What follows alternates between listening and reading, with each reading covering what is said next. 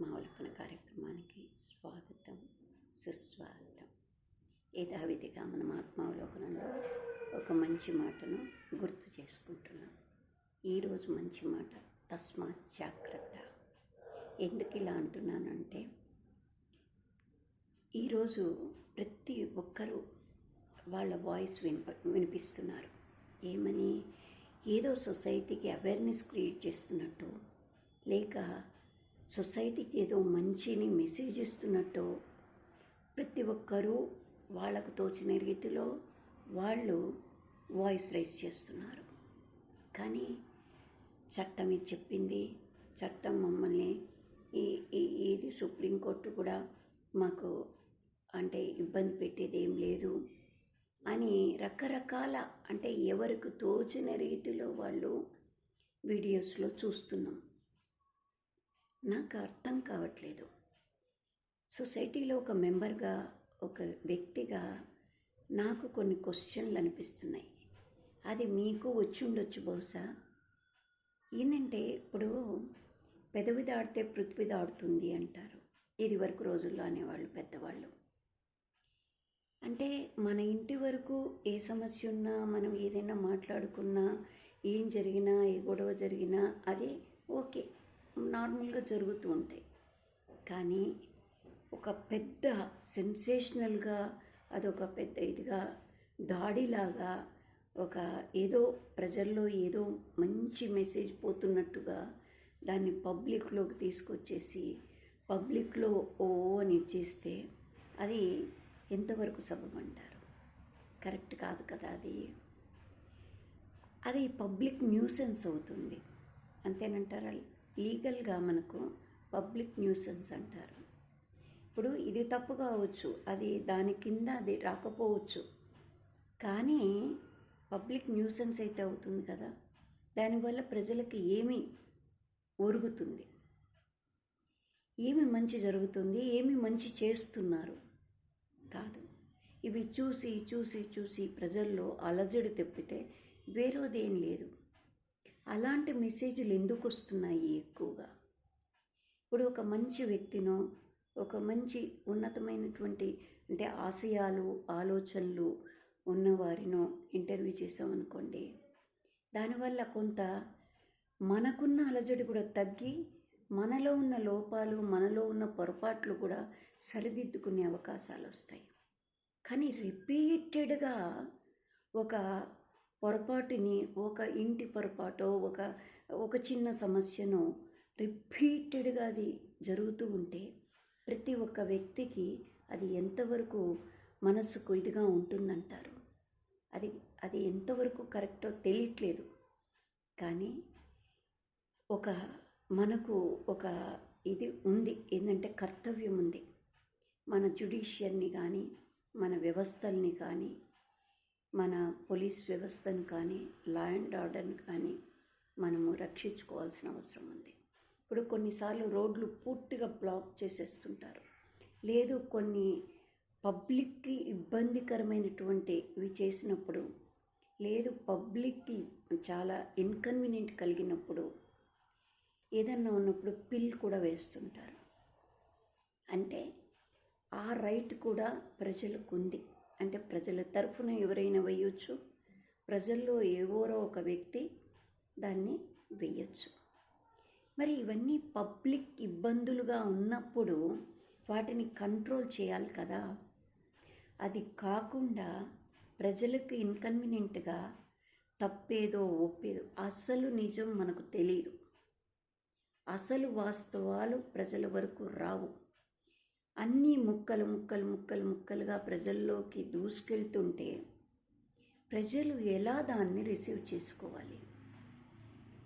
ప్రజలకున్న సమస్యలు తీరకపోగా వాళ్ళు ఏదైతే ఎంటర్టైన్మెంటు లేదు, కాస్త మనసుకు ఉల్లాసం ఏవైనా దాన్ని రిసీవ్ చేసుకోవాలని ప్రజలు కోరుకుంటున్నప్పుడు, ప్రతి చోట ఇవే ప్రతిధ్వనిస్తున్నప్పుడు వాళ్ళు ఎలా సర్వైవ్ అవుతారు?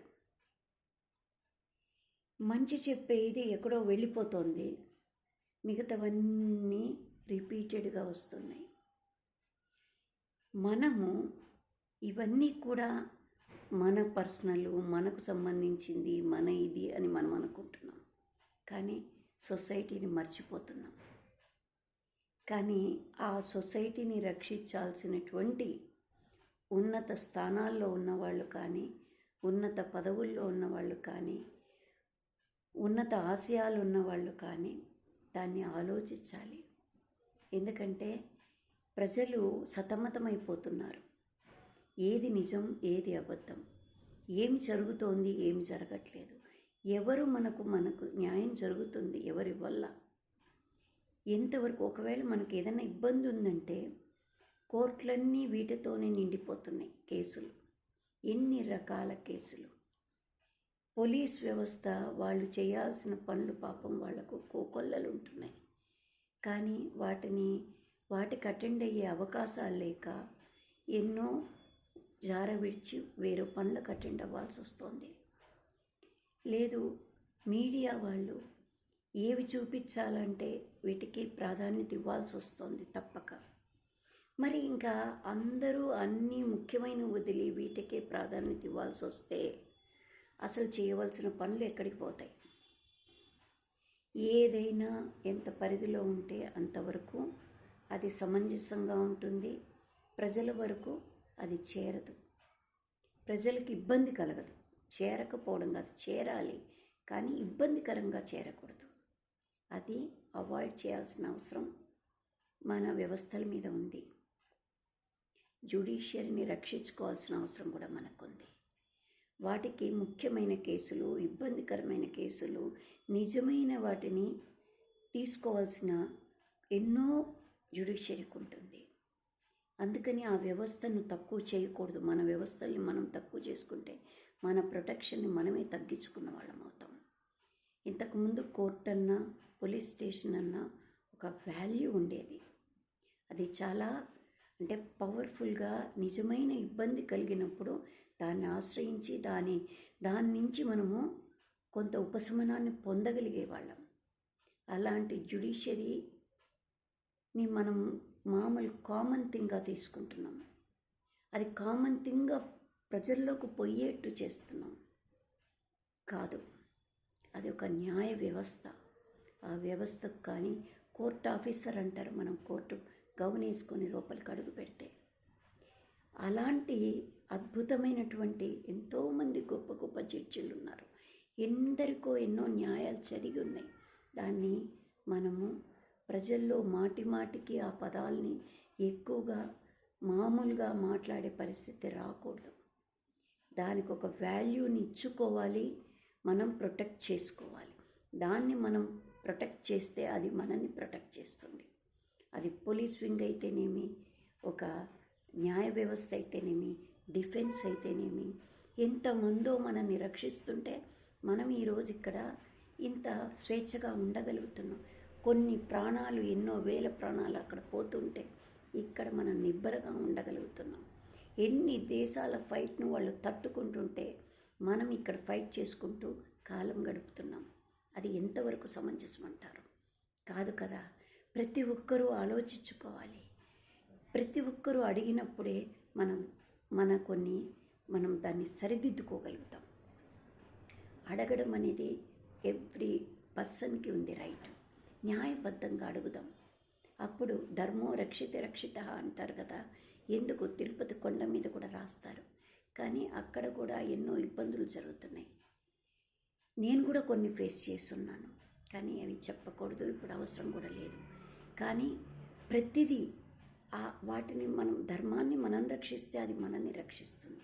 అలాగే వ్యవస్థల్ని, ఒక ముఖ్యమైన వ్యవస్థల్ని, వాటిని మనం ఫ్రీక్వెంట్గా రొటీన్ మామూలుగా పదాలు వాడినట్టు వాడకూడదు. వాటికి ఒక క్యాడర్ ఉంది. వాటిని మనం ప్రొటెక్ట్ చేసుకుంటూ వాటిని భద్రపరచుకోగలిగితే అవి మనల్ని నిజమైన విపత్తుల్లో ఉన్నప్పుడు అది మనల్ని రక్షిస్తుంది.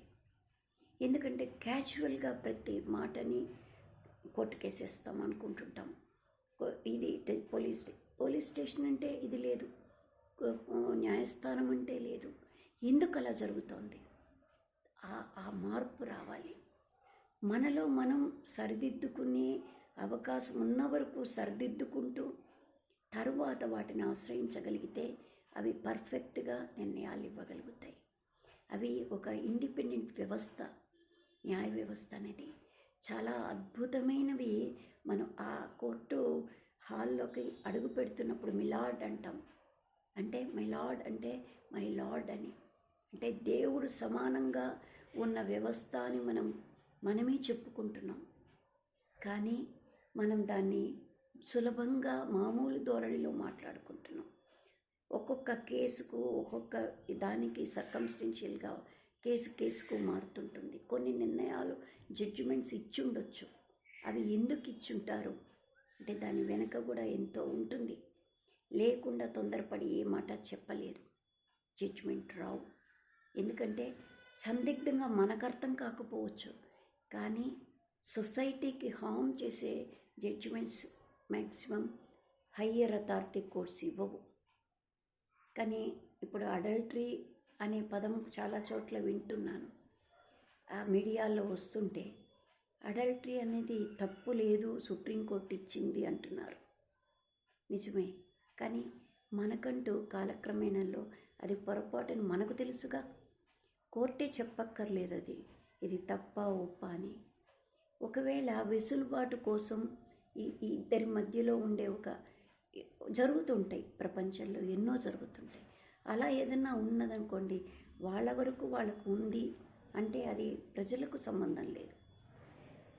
కానీ సొసైటీలో మెసేజ్ మనం ఇది తప్పు కాదు, ఇది రైటే, సుప్రీంకోర్టే ఇచ్చింది అని అంటే అందరూ అలా మనం లైఫ్ చేయడం కరెక్ట్ అని సందేశం ఇస్తున్నామా? కాదు కదా, అది పొరపాటు కదా. యువత, చిన్నవాళ్ళు ఇప్పటికే వాళ్ళ మీద చాలా దాడులు జరుగుతున్నాయి. అన్ని రకాలుగా అందరూ ఇది ఏవేవో వాళ్ళకు ఈ మీడియాస్ వల్ల కానీ దీనివల్ల కానీ ఎన్నో అంటే సొసైటీలో చాలా మార్పులు వచ్చాయి. కాబట్టి వాళ్ళు ఏది కరెక్టు ఏది రాంగ్ అని నిర్ణయించుకునే స్టేజీలో కూడా లేకుండా పోతున్నారు. పెద్దవాళ్ళు చెప్తే అవి పాతవిలే అనుకుంటున్నారు. కొన్ని ఫ్యామిలీస్లో అవి కూడా బాధపడుతున్నారు. చెప్పకుండా ఉండలేక ఎన్నో రకాల మదన పడుతున్నారు. తస్మాత్ జాగ్రత్త.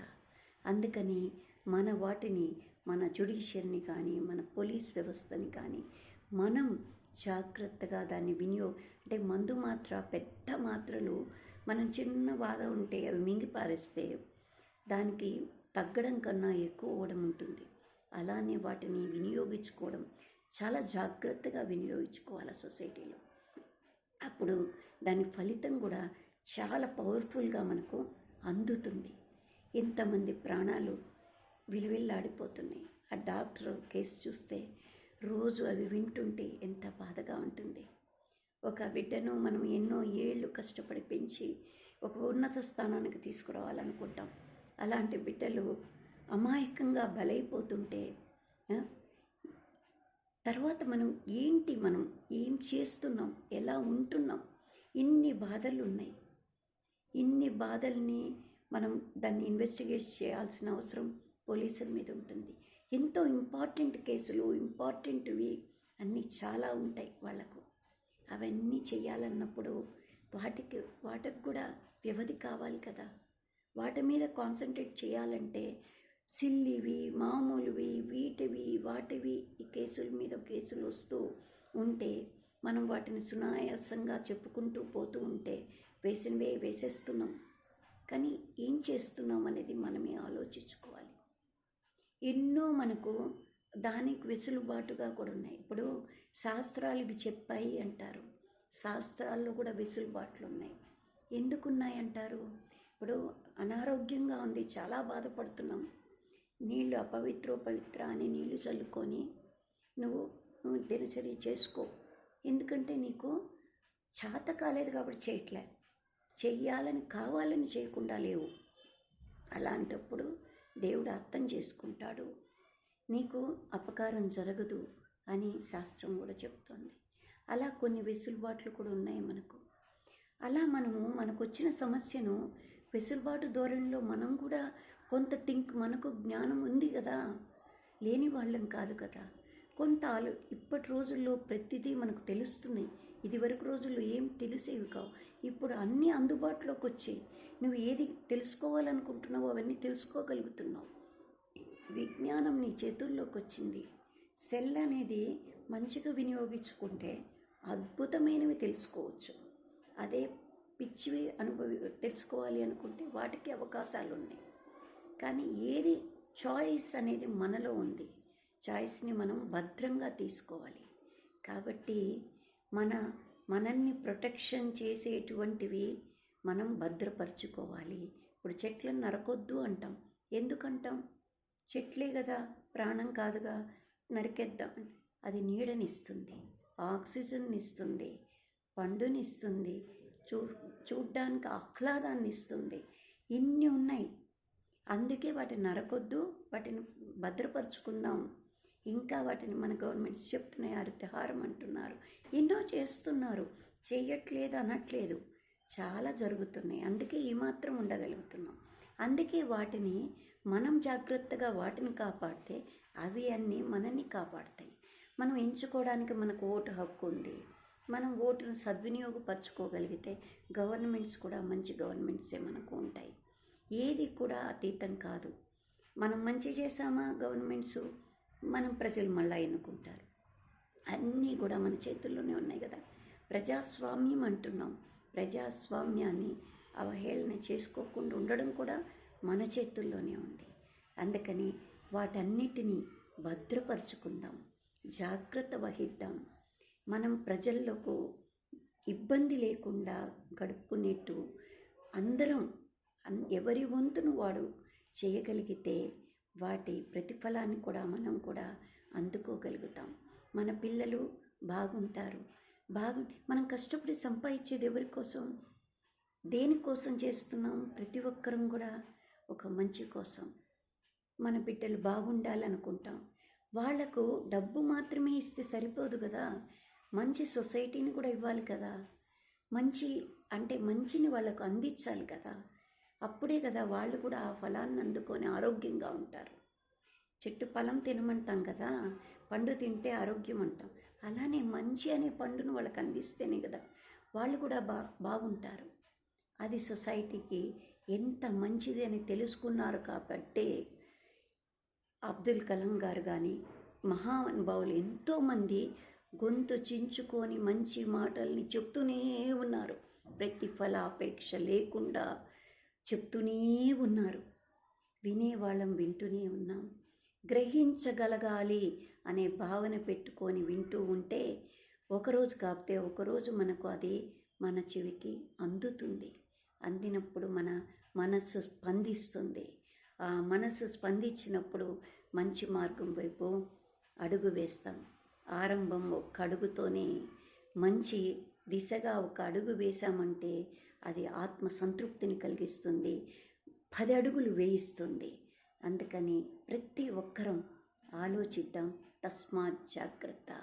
మన జ్యుడిషియరీని కానీ, మన పోలీస్ వ్యవస్థని కానీ, మన గవర్నమెంట్స్ని కానీ, మన ప్రతి ఒక్క వ్యవస్థల్ని గుర్తు చేసుకుంటూ భరతావనిని రక్షిస్తున్న వాళ్ళు అక్కడ దేశ రక్షణ కోసం పడిగాపులు కాస్తూ మంచు కొండల్లో కష్టపడుతున్నారు కదా. మన వంతు భద్రతను మనము ఎంతవరకు చేయగలము అంతవరకు మనము చెయ్యాలి. ఆస్తితో పాటు మంచిని కూడా మనం భావితరాలకు అందియ్యాలి అనే ఆలోచనతో అడుగులు వేద్దాం అని ఆత్మావలోకనంలో గుర్తు చేసుకుంటూ, నాకు మనసుకు చూసిన వాటిలో తట్టిన వాటి గురించి మీతో మనసు షేర్ చేసుకుంటున్నాను. ఇది ఎవరి గురించి కాదు, ఎవరి మీద ఇదితో కాదు, మనందరం మీలో ఒకరిని నేను. అందుకే నా మనోభావాన్ని మీ అందరితో షేర్ చేసుకుంటున్నాను. Thank you. Like, subscribe.